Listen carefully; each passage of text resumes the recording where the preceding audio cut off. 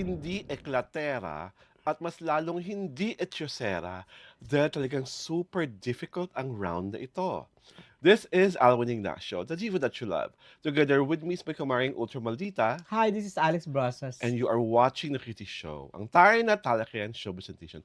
I will try my best to be a Jacqueline Jose, magpaka-monotone at maging subdued kasi pag-uusapan natin ngayon ay ang Vice Ganda versus Christopher Min versus DDS. So, dun muna tayo sa Vice Ganda versus Christopher Min. Naisulat po to, Yeah. kumaring Ultra Malbita, and you call it Bardagulan. Kamusta na ang Bardagulan sa ngayon? Ni Christy at ni Vice. Well, di ba, hindi pa nare-reach yung zenith. Hindi pa hubuhupa, Oo, lalo di ba? pang naglalagabla. Yeah. The Bardagulan came about recently because of the concert, Mhm. di ba? Na sinabi ni Vice na kay Lassie tsaka kay MC Moa. Mm. Bakit kayo nandito? Mm. Masisira ang narrative ni Mm. ni Christopher Min. Kasi nga pinapalabas ni for Nanay Christy, Magkaaway. magkakaaway yung tatlo. Mm-mm. At plastikan lang supposedly yung Yeah. bati-bati. Mm-mm. So yun ang isa pang narrative na parang feeling ko, sumemplang kay Nanay Christy, sinasabi niya, mahina yung concert ni Regine at ni Vice at nadamay pa raw si Regine. Mm-mm. Pero yung 2 nights concert sa Araneta, kitang-kitang mo naman na siksik, liglig at umaapaw ang mga tao. Because ang explanation niya, before kasi parang umuulan. Mhm. So parang walang masyadong bumibili. Mhm. That was her explanation. Mhm. Kasi nagkaroon tayo ng bagyo, di ba? Mhm. That was 2 weeks before the concert yata. Mhm. So mahina daw ang nakarating sa kanila, mahina yung benta. Mm. So that how they reported it sa kanilang online Yun show. nga, mahina ang Oo. benta, pero yun nga, ang nangyari, nag-report kayo ng mahina ang benta, tapos nang lumabas ang videos, pinasinungalingan yung Mm-mm. sinasabi niyong mahina ang benta dahil punong-puno ng tao ang Araneta. Mm-mm. That was getting ahead of the Yun Di nga. ba? Yun ang nangyari. They were trying to Mm-mm. paint a different picture, but ang Mm. sakit doon, nasampal kayo ng katotohanan. Yeah. Di Sold ba? out yata. Pero hindi man yatang parang nearly sold out Yeah. kasi may mga But hindi, even if sabi mo may seats na hindi nabenta, still, when you look Napuno. at the video, hindi Napuno. mo pwedeng sabihin that kind of crowd is a mahina crowd. Mm-mm. Diba? Obviously, talagang Diba? pumatok. Ang pangatlo lang doon, ang kinakampihan ko lang si Christopher Min on this aspect, on this angle, is that para sa kanya, talagang pangit si Vice Ganda. Diba? Tsaka ka ba tawag? Tsaka ka. Oo, kasi tinawag silang tatlong tsaka. Oo. Mm-mm. O, tinawag silang tatlong tsaka, pero para kay Christopher Min, ang tunay na tsaka, si Vice Ganda. Mm-mm. Dahil kung ano man po ang features na nakikita natin kay Vice Ganda, hindi ito talaga yung features niya. Dahil nung nakaraang concert, pinakita sa mga larawan, Mm-mm. yung mga dati niyang itsura. Yeah. Kumaga, mukha siyang suspect nung araw. Mukha Grabe siyang ka baklang naman. magnanakaw. Ay! And he even played around nandun na, pasensya na po, Nay. Nag-addict ako dati. Chu.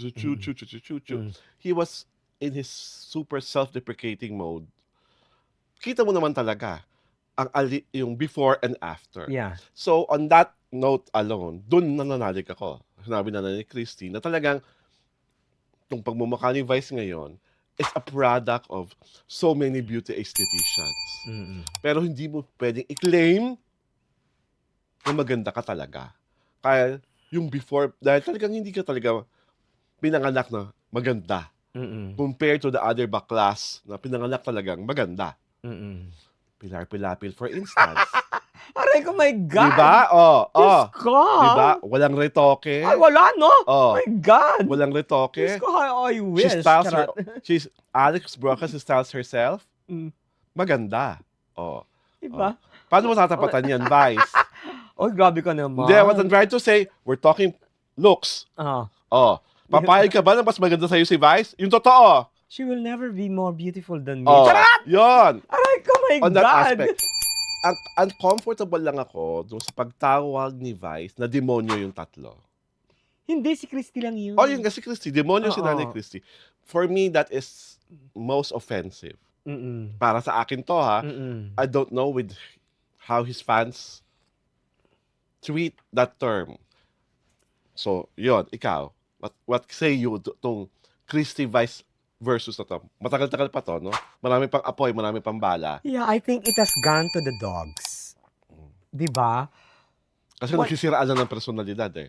Kasi whatever they have in their hearts or in their minds, talagang they verbalize. Mm. Di ba? Yes. Ang nangyayari lang kasi, it has becoming cheap. Too pedestrian. Di ba?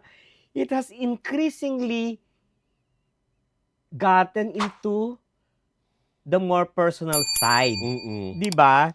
Personal na yung atake. Parang ano na, tapunan na ng putik. Parang, Diba? parang you cannot see the dead end. Walang dead end dito eh. Di ba? Open-ended dito eh. Parang Diba? araw-araw may magagawang bala kay Nanay Christy. Araw-araw sasagutin. sasagot si Vice. Oo, di ba? Parang ganon. Matagal-tagal pa tong word war na to. Oo.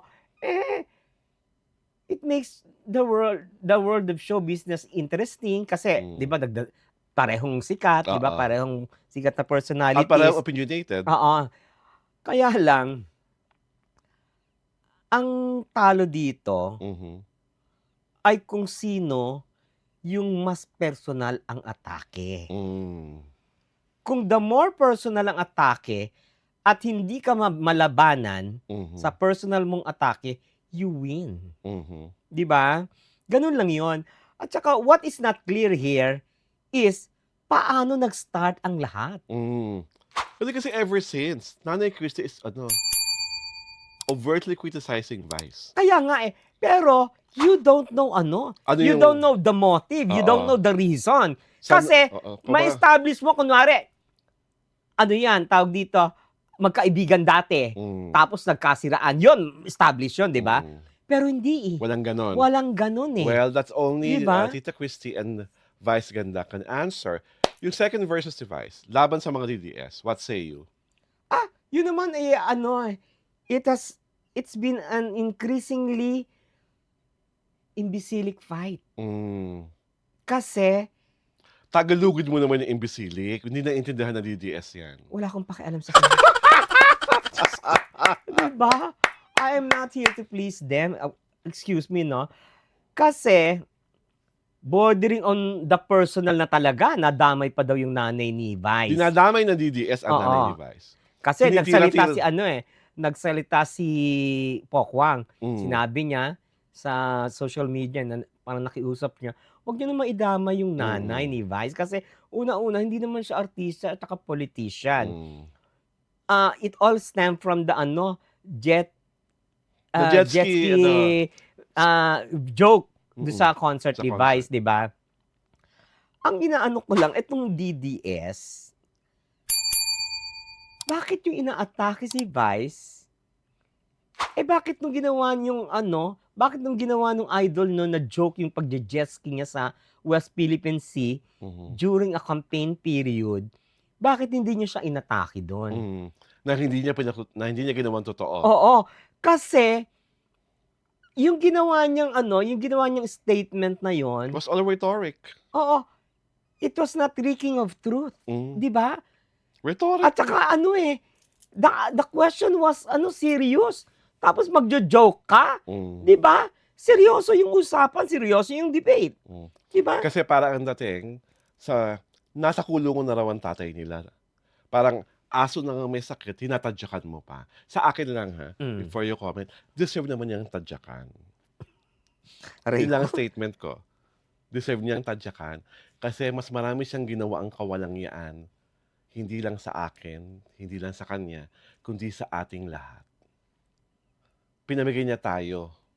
Pinabayaan niya tayo. Ginawa niya tayong ginipig nung panahon ng pandemya. Tapos pinagtatanggol niyo pa? Wow. Ako naman, why be hurt by a joke na totoo naman? Because the truth hurts. Oo. It hurts. Di ba? Parang the former president can joke. Former president siya. Etong comedian, hindi makakapag-joke. Comedian nga siya. Di ba? Diba? That's utterly funny. And Diba? what's even utterly absurd is the fact that Binastos niya ang Papa ng Roma. Mm. Binabastos niya ang mga babae sa pamamagitan ng panyanyansing Mm. at nagsasabi ng mga gahasa jokes. Binabastos niya ang soberanya ng ating bansa dahil takang-taka rin ako, mga kapwa niyo Pilipino yung binobomba ng mga Tsino sa West Philippine Sea, do'n hindi kayo galit na galit? Pero sa biro, galit na galit kayo? Wow, aka ng values. Nakakatawa, 'di 'Di ba? ba? Oo, parang alam mo itong the best description here, eh. Hmm, The joke is on them. yes.